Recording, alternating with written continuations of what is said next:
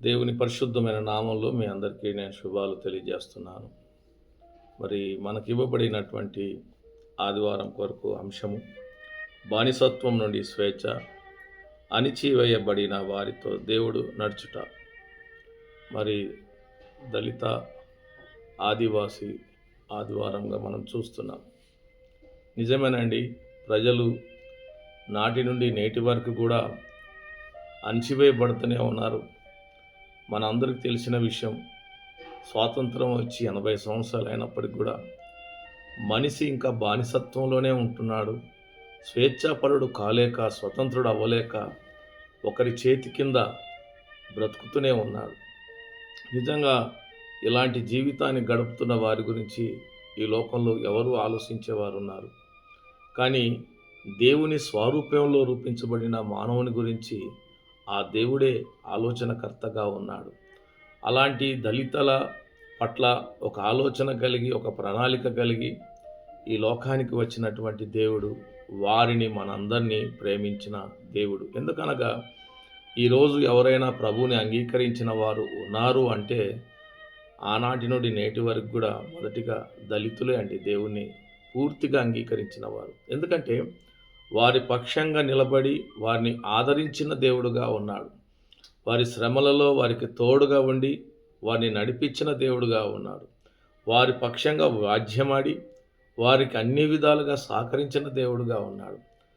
వారిపై అన్యాయాలు జరుగుతున్నప్పుడు ఆ అన్యాయంలోకి వెళ్ళి తీర్పునిచ్చి వారికి న్యాయాన్ని చేకూర్చి వారి పక్షంగా ఉన్నటువంటి దేవుడుగా మనం చూస్తున్నాం. నిజమే, అలాంటి గొప్ప దేవుడు ఈ దినం మనకు చెప్తున్న వాక్యంలో చెప్పిన రీతిగా అణిచివేయబడిన వారితో దేవుడు నడుచుట ఎంత ధన్యకరమైన జీవితం అండి.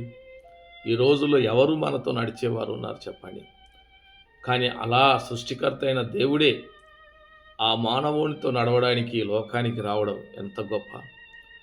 అలాగే అణిచివేయబడిన జీవితాలను చీకటిలో నుండి తన వెలుగులోనికి నడిపించడానికి సిద్ధపడిన దేవుని మనం జ్ఞాపకం చేసుకోవాలి. నిజమే కదా, ఈ దినం కూడా మనకి ఇవ్వబడిన లేఖన భాగాలు చూసినట్లయితే ద్వితీయోపదేశ కాండం 26వ అధ్యాయం 5 నుంచి 11 వచనాలు కూడా అక్కడ చూస్తే ప్రజలు ఎలాంటి బానిసత్వంలో ఉన్నారు, అలా బానిసత్వంలో ఉన్న ప్రజలను దేవుడు ఎలా విడిపించి వారిని వాగ్దానపు దేశంలోనికి నడిపిస్తున్నాడు. అయితే ఆ మొదటి స్థితిని మనం జ్ఞాపకం చేసుకొని ఉండాలి. ఎందుకంటే నువ్వు ఎలా బందీ అయి బానిసత్వపు జీవితంలో నువ్వు గడుపుతున్నప్పుడు నీ మొరను ఆలకించిన దేవుడు నీ కన్నీరు, నీ బాధను, నీ వేదనను అన్నిటినీ గమనించిన దేవుడు నిన్ను జ్ఞాపకం చేసుకున్నాడు.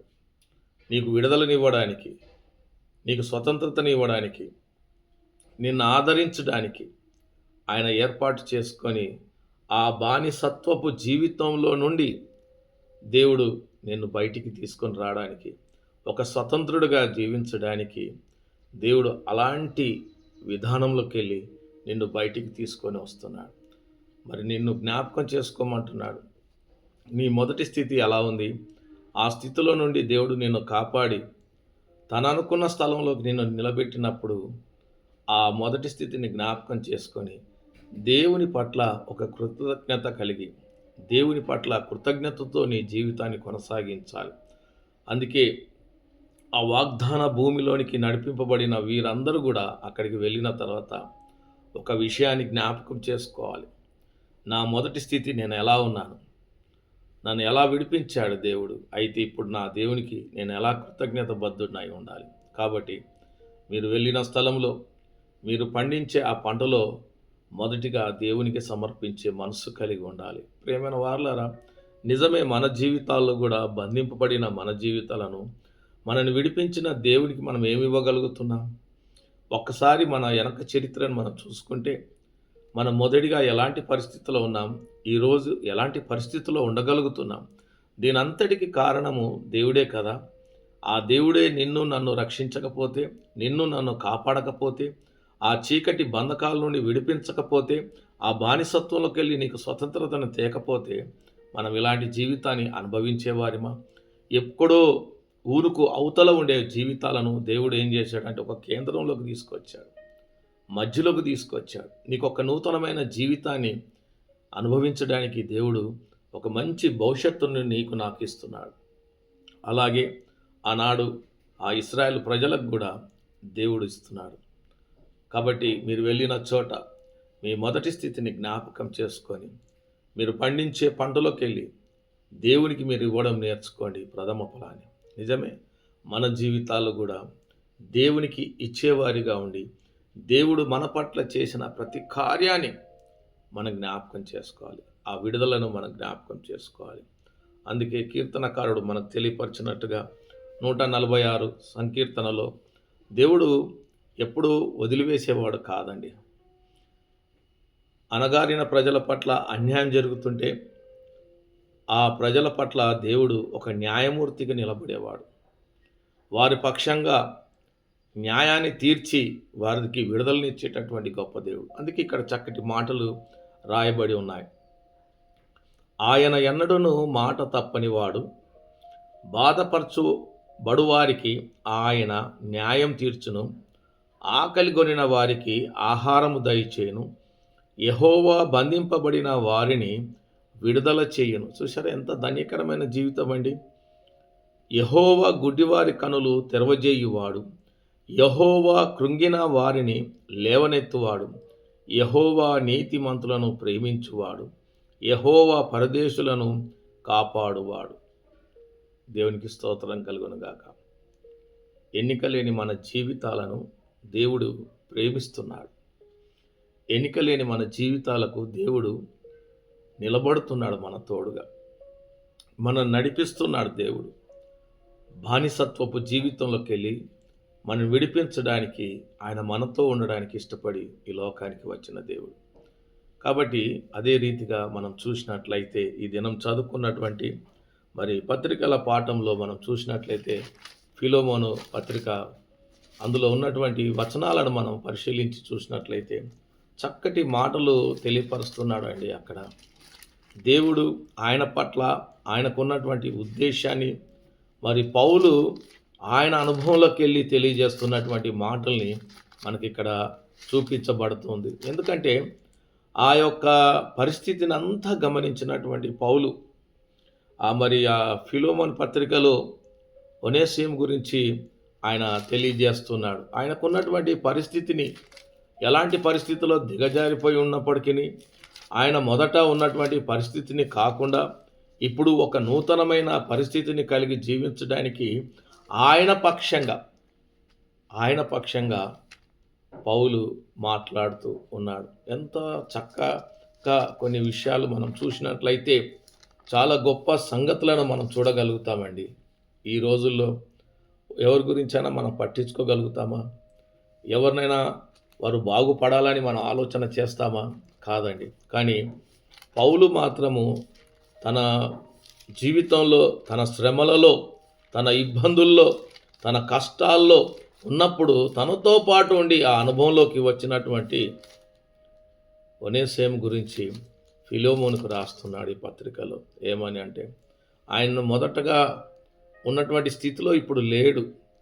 ఎప్పుడైతే ప్రభువుని అంగీకరించాడో, నా కష్టాలలో, నా దుఃఖాల్లో, నా బాధల్లో ఆయన ఏ దాన్నైతే తన రుచి చూసి ఉన్నాడో ఆయన జీవితాన్ని మార్చుకున్నటువంటి ఆ జీవితాన్ని ఒక్కసారి నువ్వు జ్ఞాపకం చేసుకొని ఆయనను నువ్వు చేరువగా తీసుకో. చూడండి, ఒక వ్యక్తిని సహోదరుడిగా, స్నేహితుడిగా పిలవగలిగే మాట మనలో ఉంటుందా? దేవుడు మనందరినీ ప్రేమించాడు. నా స్నేహితుడా అన్నాడు. శత్రుని సహితం ప్రేమించగలిగే మనసు మనకు ఉండాలి. దిగజారిపోయిన వేళ, వెలివేయబడిన వేళ, అందరూ ఉండి లేని స్థితిలో బ్రతుకుతున్న వేళ, అందరికీ దూరమైపోయిన స్థితిలో ఉన్న వ్యక్తిని ఆదరించగలిగే మనసు మనలో ఉండాలని దేవుడు జ్ఞాపకం చేస్తూ ఉన్నాడు. ప్రియమైన వాళ్ళరా, ఇక్కడ 10వ వచనం నుండి 18 వచనములు గల వాక్యాన్ని మనం చూస్తే, క్రీస్తునందు నాకు బహుధైర్యము కలిగి ఉన్నను, రుద్రను ఇప్పుడు క్రీస్తు యేసు ఖైదీనై ఉన్న పౌలును నేను ప్రేమను బట్టి వేడుకొనుట మరీ మంచిదనుకొని నా బంధకాలలో నేను కనిన నా కుమారుడగు ఒనేసిము. చూశారా, ఆ ఒనేసిము గురించి నిన్ను వేడుకొనుచున్నా, కాబట్టి అతడు మునుపు నీకు నిష్ప్రయోజనమైన వాడై ఉన్నాడుగా, కానీ ఇప్పుడు అలా నిష్ప్రయోజనమైన వాడు కాడు. ఆయనను పనికొచ్చే పాత్రగా మలిచిన దేవుడు, నా ప్రాణం వంటి వాడైన అతనిని నీ యొద్దకు తిరిగి పంపి ఉన్నాను.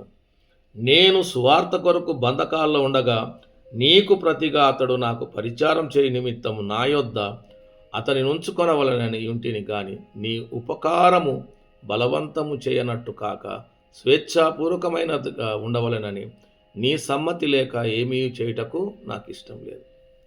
కాబట్టి ఒకసారి పనికిరాని వాడిగా ఉన్నటువంటి ఆయన జీవితంలో దేవుడు ఇప్పుడు ఆయనని ఒనేసిమును పనికొచ్చేవాడుగా మార్చుకున్నాడు.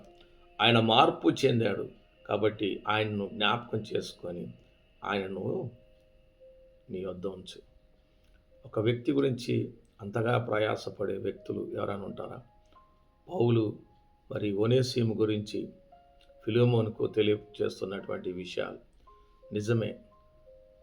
మన జీవితాల్లో కూడా మనం అలా ఒకరిని బలపరిచేవారిగా, ఒకసారి వారి జీవితంలో వారి పనికి రానివారిగా ఉంటే వారిని అలాగే వదిలివేయకుండా క్రీస్తు యొక్క మాధుర్యాన్ని, క్రీస్తు యొక్క ప్రేమను, క్రీస్తు యొక్క ఆ మనస్సును కలిగిన బిడ్డలుగా మనము క్రీస్తుని వారికి పరిచయం చేసినప్పుడు, ఆ క్రీస్తు గురించి మనం పడిన ఆ కష్టాలు, బాధలు, దుఃఖాల్లో వారు ఎప్పుడైనా ఎదురుపడి వారు చూసినప్పుడు, అనుభవించినప్పుడు, దేవుని గొప్పతనాన్ని వారు కనుగొన్నప్పుడు వారు కూడా తప్పగా దేవుణ్ణి అంగీకరించే వారిగా ఉంటారు.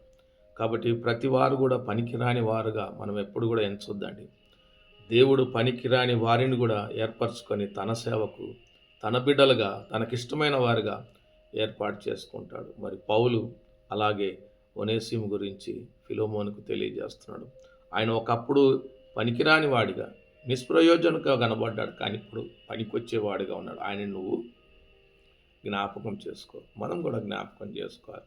అలాగే ఎందుకు పనికిరాని జీవితాలు, లోకంలో ప్రజల మధ్యకి కూడా రాలేని స్థితి, వారితో మాట్లాడలేని స్థితి, వెలిబోయబడినటువంటి స్థితిలో ఉన్నటువంటి వారి జీవితాలను కూడా దేవుడు వారి మధ్యలోకి వెళ్ళి వారితో మాట్లాడి వారిని పలకరించి వారి జీవితాలను మార్చినటువంటి దేవుడు, బంధకాలలో ఉండి సంతోషాన్ని అనుభవించలేని స్థితిలో ఉన్న బిడ్డల జీవితంలో దేవుడు ఒక గొప్ప కార్యం చేయడానికి మనం చూసినట్టుగా యోహాను సువార్త 4వ అధ్యాయం 5 నుంచి 14 వచనాలు, ఆ బావి దగ్గరికి వెళ్ళినప్పుడు అక్కడికి ఒక సమరయ స్త్రీ రావడం జరిగింది. మరి వారికిని ఆ సమరయులకును యూదులకు ఎటువంటి సంబంధం ఉండదు, కానీ అలాంటి చోటుకి యేసుక్రీస్తుల వారు వెళ్ళాడు. ఆ సమయంలో అక్కడికి ఆ సమరయ స్త్రీ రావడం, ఆయన ఆమెతో పలకరించడం, తను దాహంగా ఉన్నట్టు నాకు దాహాన్ని తీర్చుమని ఆమెను అడగడం, చూశారా వారి మధ్యన ఒక సంబంధాన్ని కలిగి మాట్లాడుతున్న విధానాన్ని. వెలివేయబడ్డవారు, ప్రజల్లోకి రాలేని స్థితిలో ఎక్కడో దూరంగా ఉన్నటువంటి జీవితాలను ఆ సమయం అక్కడికి వెళ్ళి దేవుడు, ఆ ప్రభువే, ఆ యేసుక్రీస్తే తనతో మాట్లాడుతూ తన దాహం అడిగినప్పుడు ఆ బావి ఎంత లోతుగా ఉంది అంత గ్రహించిన దేవుడు ఆమెతో మాట్లాడుతున్నాడు. కానీ చివరిగా ఆమెను దాహం అడిగిన దేవుడే ఆమె జీవితంలో ఆమెకున్నటువంటి దాహం ఒక ప్రశ్నగా మారిపోయిన ఆమె జీవితానికి జవాబునిచ్చేటటువంటి జీవితాన్ని ఆమె పట్ల కలిగి ఒక ప్రణాళికను ఏర్పాటు చేస్తున్నాడు. ఒకవేళ నువ్వు నాకు ఈ నీళ్ళు ఇస్తే నేను తాగితే మళ్ళీ దప్పిక కావచ్చు, కానీ నేను ఇచ్చే నీళ్ళు మాత్రం నువ్వు తాగితే ఇంకెన్నడూ నీకు దప్పిక రాదు, దాహం కాదు. మానవుని జీవితంలో దేవుడే స్వయంగా వచ్చి నీ జీవితాన్ని, నా జీవితాన్ని మార్చితే దాన్ని ఇంకెవరూ తిరిగి మళ్ళీ ఏమీ చేయలేరండి. అది ఆయనకే సాధ్యం. దేవునికి స్తోత్రం కలుగును గాక. ఆ సమరయ స్త్రీ ఆ బావి దగ్గరకు వచ్చిన వేళ ఆమెను పలకరించిన దేవుడు ఆమె పట్ల ఒక నూతనమైన కార్యాన్ని, బంధకాలలో ఉండి బందీ అయి స్వతంత్రత లేక ఎవరికి ముఖాన్ని చూయించుకోలేక వెలివేయబడ్డటువంటి ప్రాంతంగా ఆమె జీవితాన్ని గడుపుతూ ఉండవచ్చు. అలా వెలివేయబడిన జీవితానికి దేవుడు ఒక వెలుగునిస్తున్నాడు, ఒక స్వతంత్రతనిస్తున్నాడు. అందుకే వారితో నడవడానికి, వారికి ఒక నూతనమైన జీవితాన్ని అనుగ్రహించడానికి, వారి పక్షంగా ఉండి అణిచివేయబడిన వారితో దేవుడు నడవడానికి వారి మధ్యకు వచ్చాడు. నిజమే కదండి. నా జీవితంలో మనం ప్రభుతో నడిస్తే, ప్రభు సన్నిధిలో ఉంటే మన జీవితాలు ఎంత చక్కగా మార్చబడతాయి. ఇది మనం జ్ఞాపకం చేసుకుందాం. అవును ప్రభువా, బానిసత్వంలో నేను ఒకప్పుడు ఉన్నప్పుడు ఆ బానిసత్వంలోకి వెళ్ళి నాకు స్వేచ్ఛను అనుగ్రహించిన గొప్ప దేవుడు. నాయన, ఈ దినం మేము ఇలా ఉన్నామంటే అది నీ కృపయ అని జ్ఞాపకం చేసుకోవాలి. మమ్మల్ని ఆదరించే దేవుడుగా నువ్వు ఉన్నందుకు మేము ఆనందిస్తున్నాం తండ్రి. మాకు ఒక తండ్రిగా, మేము నీ బిడ్డలుగా మమ్మల్ని ఏర్పరచుకున్నందుకు మేము ధన్యులం తండ్రి. ఏనాడు నశించిపోయే జీవితాలను నువ్వు జ్ఞాపకం చేసుకున్నావు తండ్రి. ఈ లోకమంతా వెలివేసినప్పటికీ, నా అన్నవారు నన్ను తృణీకరించినప్పటికీ, నా రక్త సంబంధులు నాకు దూరం అయిపోయినప్పటికీ, నా జీవితం అంతా అయిపోయింది అనుకొని చీకటిలో నేను ఉండిపోయిన వేళ నన్ను జ్ఞాపకం చేసుకొని నా పట్ల ఒక కరుణ చూపించి, దయను చూపించి, ఇదిగో బంధకాల నుండి విడుదలను మాకు అనుగ్రహించిన గొప్ప దేవ, నీకు వందనాలు. ఆనాడు ఇశ్రాయేలు ప్రజల్ని ఆ బంధకాల నుండి విడిపించి స్వతంత్రాన్ని అనుగ్రహించి పాలు తేనెలు ప్రవహించే దేశంలోకి నడిపించి, నువ్వు ఎలాంటి స్థితిలో మొదట ఉన్నావో జ్ఞాపకం చేసుకొని, ఆ స్థితిని గుర్తు చేసుకొని, దేవునికి ఆ విడుదలనిచ్చిన దేవుణ్ణి, ఆ బంధకాల నుంచి విడిపించిన దేవుని జ్ఞాపకం చేసుకొని, ఆ దేవునికి కృతజ్ఞతగా నువ్వు జీవించు. నిజమే, అన్యాయం జరుగుతున్న వారి పట్ల దేవుడు ఎల్లకాలము వారికి న్యాయాన్ని తీర్చి న్యాయవాదిగా, ఆయన న్యాయాధిపతి అయిన దేవుడుగా ఉంటాడని జ్ఞాపకం చేస్తున్నాం. నాయన, పనికిరాని జీవితాలను పనికొచ్చేవాడిగా నీ పాత్రగా మార్చి, నీ సొత్తుగా చేసుకొని నీ పరిచర్యలు నడిపించే భాగ్యాన్ని అనుగ్రహిస్తున్నందుకు నీకు వందనాలు. నాయన, ఎవరి ముందు తల ఎత్తుకోలేక, ఎవరి ముందు ఎదురుకు రాలేక, చీకటి జీవితాన్ని ఇష్టపడి చీకటిలోనే బ్రతుకుతున్న జీవితాలకు, అలాంటి వారిని వారి జీవితాల్లో వెలుగుని నింపుతూ అనేకుల మధ్యకు వెళ్ళి నీ గురించి నీ సువార్తను ప్రకటించే బిడ్డలుగా మార్చుతున్నందుకు నీకు స్తోత్రం తండ్రి. ఆ సమరయ స్త్రీకి నువ్వు ఇచ్చిన భాగ్యం, ఒకప్పుడు ఎవరి ముందుకు రాలేని బిడ్డ, ఈ దినము నీ పలకరింపు, నీ మాటలు, నీ ప్రేమ, నీ కరుణ, నీ త్యాగాన్ని బట్టి ఆమె జీవితం మార్చబడింది. ఈనాడు మా జీవితాలను కూడా మార్చిన దేవుడు అవుతండి. నిజమే, ఇంతకాలం ఏ ప్రజలకు తన ముఖాన్ని చూయించుకోకుండా బ్రతుకుతూ ఉందో ఆ ప్రజల మధ్యకే వెళ్ళి నిన్ను పరిచయం చేసే బిడ్డగా, నీ సువార్తను ప్రకటించే బిడ్డగా ఆ బిడ్డను నిలిపినావు తండ్రి. ఏ ప్రజల మధ్యనైతే అణగారిపోయి నా జీవితానికి ఇక అర్థం లేదు, నా బ్రతుకు అయిపోయింది అనుకున్న వారి జీవితాల్లో తిరిగి చిగురింపజేసి ఆ ప్రజల మధ్యలోకి వెళ్ళి క్రీస్తుని ప్రకటించేటటువంటి భాగ్యాన్ని ఆనాడు ఆ సమరయ స్త్రీకి ఇచ్చావు, ఈనాడు మాకు కూడా అనుగ్రహించావు. మేము ధన్యులం ప్రభా. కాబట్టి బానిసత్వంలో నుండి మాకు స్వేచ్ఛను అనుగ్రహించావు. మరి ఈనాడు ప్రభా, ఈ దళిత ఆదివాసులను మేము జ్ఞాపకం చేసుకుంటున్నాం ప్రభా. వారి పక్షంగా మేము కూడా క్రీస్తు ప్రేమను చూపించి, క్రీస్తు ఏనాడు ఎలా అందరినీ ప్రేమించి వారిపై ఒక కరుణ భావాన్ని చూపించి ఉన్నాడు. మరి క్రైస్తవులుగా మేము కూడా నిన్ను నమ్మిన బిడ్డలుగా మా చుట్టుప్రక్కల ఉన్నవారు, బీద స్థితిలో ఉన్నవారు, అణగారిపోయిన వారు, అణిచివేయబడ్డవారు, ఇక మాకు ఏమీ లేదు అనుకున్న వారి జీవితాలను మేము తండ్రి నీ ప్రేమను తీసుకొని వెళ్ళి వారిని కూడా ఆ బానిసత్వపు జీవితంలోకి వెళ్ళి వాళ్ళని స్వేచ్ఛాపరులుగా మార్చడానికి మాకు నీ శక్తిని ఇవ్వమని మేము అడుగుతున్నాం. స్వార్థపూరితమైన జీవితంతో మేము జీవించకుండా నాయనా ఈ లోకంలో నీ సువార్తను ప్రకటించి నాయన బందీ అయిపోయి ఉన్న వారిని విడుదల చేయడానికి, ఆకలితో ఉన్న వారికి ఆహారం పెట్టేవారిగా, బట్టలు లేక బాధపడుతున్న వారికి బట్టలనిచ్చేవారిగా, ఆశ్రయం లేకున్న వారిని చేరదీసి ఆశ్రయం ఇచ్చేటట్టుగా, అనాథలను, విధవరాలను, వృద్ధులను ప్రేమించగలిగే మనసు నాయన, అలాంటి మనసును మాకు దయచేయండి. ఎప్పుడో మా జీవితాలు అంతమైపోయే మా బ్రతుకులకి నువ్వు వెలుగును నింపావు. ఎవరు చేయని త్యాగాన్ని మా కొరకు ఆ కల్వరి శిలువ మీద నువ్వు చేసి ఉన్నావు. నీకు వందనాలు తండ్రి. ప్రభువా, ఈ దినం నిజమే బానిసత్వం నుండి స్వేచ్ఛ, ఆ స్వేచ్ఛనిచ్చి ప్రభువా మీరు మాతో నడుస్తున్నందుకు, మా మధ్యలోకి వచ్చి మమ్మల్ని ప్రేమించి మా జీవితాలను మార్చి నాయన మీరు మాతో కూడా నడుస్తున్న దేవుడిగా ఉన్నందుకు నీకు వందనాలు. మా శేష జీవితం అంతా కూడా ప్రభా నీతో నడుస్తూ నీ సేవలో ముందుకు నడవడానికి నీ కృపను మాకందరికీ సహాయం చేయమని, నీ దీవెనలతో నింపమని మేము అడుగుతున్నాం.